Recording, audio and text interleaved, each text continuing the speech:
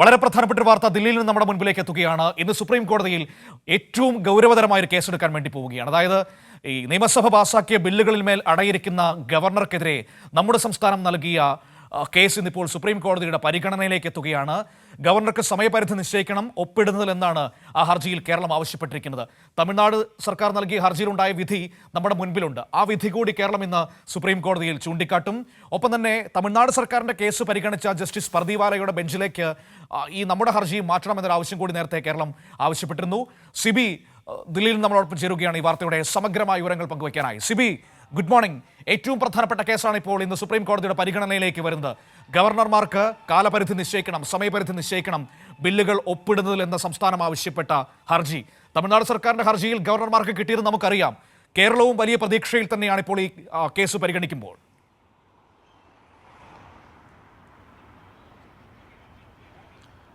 Manu, good morning. എന്തായാലും ഈ സംസ്ഥാന നിയമസഭകൾ പാസ്സാക്കുന്ന ബില്ലുകൾ അതിൻ്റെ മുകളിൽ അടയിരിക്കുന്ന ഈ ഗവർണർക്കും രാഷ്ട്രപതിക്കുമെതിരെല്ലാം തന്നെയും ആ നിയമ പോരാട്ടത്തിന് തുടക്കം കുറിച്ചത് കേരളമാണ്. എന്തായാലും കഴിഞ്ഞ ദിവസം തമിഴ്നാടിൻ്റെ ഹർജി പരിഗണിക്കുമ്പോൾ വലിയ തിരിച്ചടിയാണ് ഗവർണർക്കും രാഷ്ട്രപതിക്കും ഉണ്ടായത്. പ്രത്യേകിച്ച് ഈ നിയമസഭകൾ പാസ്സാക്കുന്ന ബില്ലുകൾ ഒപ്പുവെക്കുന്നതിന് കൃത്യമായൊരു സമയപരിധി തന്നെ ജസ്റ്റിസ് JB പർദിവാല അധ്യക്ഷനായ ബെഞ്ച് കഴിഞ്ഞ ദിവസം പുറപ്പെടുവിക്കുകയും ചെയ്തിരുന്നു. എന്തായാലും അതിനെ ചൊല്ലി ഇപ്പോഴുള്ള കോലാഹലങ്ങൾ ഇപ്പോൾ നടക്കുകയാണ്. അതിനിടെയാണ് ഇന്നിപ്പോൾ കേരളത്തിൻ്റെ ഹർജി കൂടി വീണ്ടും പരിഗണിക്കുന്നത്. കേരളം ആവശ്യപ്പെടുന്നതും ഇത് തന്നെയാണ്. ഒന്ന്, ഈ രാഷ്ട്രപതിക്കും അല്ലെങ്കിൽ ഗവർണർക്ക് നിയമസഭയിൽ പാസ്സാക്കുന്ന ബില്ലുകളിൽ സമയപരിധി നിശ്ചയിക്കണം. 7ഓളം ബില്ലുകളായിരുന്നു അന്ന് ഈ രാഷ്ട്രപതിയുടെ അല്ലെങ്കിൽ ഗവർണറുടെ അംഗീകാരത്തിന് വേണ്ടി നൽകിയത്. അതിൽ ഒരു ബില്ലുകൾ മാത്രം ഇത്തരത്തിൽ അനുകൂലിച്ചുകൊണ്ട് ഒപ്പിടുകയും ബാക്കിയെല്ലാം തന്നെയും 2-2.5 വർഷക്കാലമായി ഇത്തരത്തിൽ തടഞ്ഞു വയ്ക്കുന്ന ഒരു സാഹചര്യം ഉണ്ടായി. ഈ കഴിഞ്ഞ ദിവസമാണ് രാഷ്ട്രപതി 2 ബില്ലുകൾ നിഷേധിച്ചുകൊണ്ട് അല്ലെങ്കിൽ തള്ളിക്കൊണ്ടുള്ള ഒരു ഉത്തരവുണ്ടായത്. അതായത് ഈ ഗവർണർക്ക് സർവകലാശാല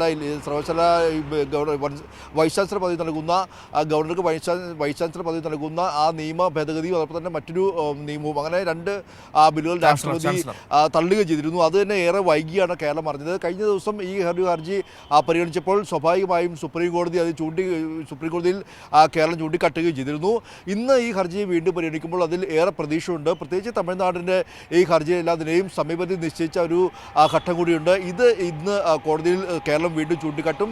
അതോടൊപ്പം തന്നെ ജസ്റ്റിസ് JB പർദിവാലയുടെ ബെഞ്ചിലേക്ക് ഈ ഒരു കേസുകളെല്ലാം തന്നെയും മാറ്റാമെന്ന് കഴിഞ്ഞ ദിവസം ജസ്റ്റിസ് സഞ്ജീവ് ഖന്ന അടക്കം പറയുകയും ചെയ്തിരുന്നു. ആ കാര്യവും കേരളം ആവശ്യപ്പെട്ടിട്ടുണ്ട്. അതുകൊണ്ട് തന്നെ ഇന്ന് ഈ ഒരു കേരളത്തിൻ്റെ ഹർജി പരിഗണിക്കുമ്പോൾ ഏറെ പ്രധാനമാണ്. 4ഓളം ബില്ലുകളാണ് ഇപ്പോഴും 2.5 വർഷക്കാലമായി കെട്ടിക്കിടക്കുന്നൊരു സാഹചര്യമുള്ളത്. ഇപ്പോഴും ആ ബില്ലിന്മേൽ തീരുമാനമെടുത്തിട്ടില്ല. 2 ഹർജികളാണ് കേരളം നൽകിയിട്ടുള്ളത്. ഒന്ന്, സമയപരിധി നിശ്ചയിക്കണം, മറ്റൊന്ന് ഈ ബില്ലുകൾ ഒപ്പുവയ്ക്കാതെ വൈകിപ്പിക്കുന്ന നടപടി. ഇതെല്ലാം തന്നെ ചൂണ്ടിക്കാട്ടുന്ന പ്രധാനപ്പെട്ട വിഷയം കൂടിയുണ്ടല്ലോ. ഇതിനിടയിൽ കൺഫ്യൂഷൻ ഉണ്ടാക്കുന്ന ഒരു പ്രശ്നം എന്ന് പറയുന്നത്, ഈ തമിഴ്നാട് സർക്കാർ നൽകിയ ഹർജിയിൽ സുപ്രീം കോടതി നിലവിൽ വിധി പറഞ്ഞു കഴിഞ്ഞിട്ടുണ്ട്. ഗവർണർക്ക് സമയപരിധി അടക്കം രാഷ്ട്രപതിക്കടക്കം സമയപരിധി നിശ്ചയിച്ചുകൊണ്ട് സുപ്രീം കോടതി വിധി പറഞ്ഞിട്ടുണ്ട്. സ്വാഭാവികമായും അത് രാജ്യത്തെ നിയമമായി മാറിയ ഒരു സാഹചര്യം കൂടിയുണ്ട്. അപ്പോൾ ആ വിധി നിൽക്കുമ്പോൾ തന്നെ കേരളത്തിൻ്റെ ഹർജി കൂടി വരികയാണല്ലോ. അപ്പോൾ ആ ഒരു നിയമപരമായ വിഷയവും ഉന്നയിക്കപ്പെടാനുള്ള സാധ്യതയില്ലേ?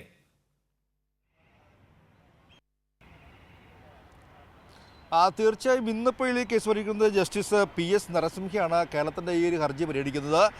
കഴിഞ്ഞ ദിവസം ഈ ഹർജി പരിഗണിച്ചപ്പോൾ അതിനു മുമ്പായി കേരളം മറ്റൊരു ഹർജി കൂടി ആദ്യം നൽകിയത്, കേരളം 2 ഹർജികൾ ആദ്യം നൽകിയത് ഈ സമയപരിധി നിശ്ചയിക്കണമെന്നൊരു ഹർജിയായിരുന്നു. ആ സമയത്ത് തന്നെയാണ് തമിഴ്നാട് സമാനമായ ആവശ്യം ഉന്നയിച്ചത്. എന്തായാലും തമിഴ്നാടിൻ്റെ ഹർജി പരിഗണിച്ചത് ഈ ജസ്റ്റിസ് JB പർദിവാലയാണ്. പിന്നീടാണ് അദ്ദേഹത്തിൻ്റെ ഭാഗത്തു നിന്നും കഴിഞ്ഞ ദിവസം ഇത്തരത്തിലൊരു ഉത്തരവ് ഉണ്ടാവുകയും ചെയ്തത്. സ്വാഭാവികമായും അതൊരു നിയമമായി മാറുന്ന ഒരു സാഹചര്യമുണ്ടായി. കേരളത്തിന് അനുകൂലമായ ഒരു സാഹചര്യം കൂടി ആ ഒരു ഉത്തരവിലുണ്ട്.